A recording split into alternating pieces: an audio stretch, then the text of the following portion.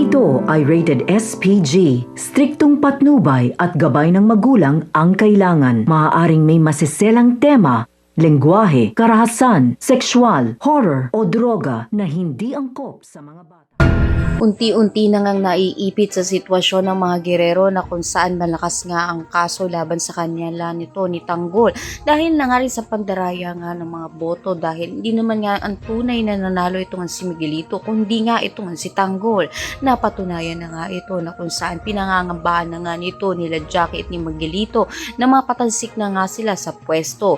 Ngunit hindi nga papayag itong si Miguelito na matanggal nga siya bilang pagka-mayor at gagawa pa rin siya ng paraan na kung saan kakausapin nga niya malaking tao sa Maynila upang sa gayon nga ay protektahan nga siya at mapatunayang siya nga ang tunay na nanalo at hindi nga si Tanggol.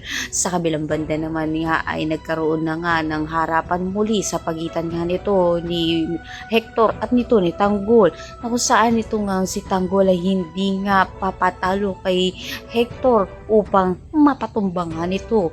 Magkakaroon sila ng labanan sa isa't isa na kung saan matibay na nga sa kanilang dalawa. Kaya naman pakatutukan nga natin dito kung sino nga ba ang tutumba sa pagitan nga ng paglalabanan nga nito ni Tanggol at nito ni Victorino. Tuluyan na nga kaya tapusin nga rin nito ni Tanggol. Ang lahat na yan abangan natin. Maraming salamat sa iyo, panood.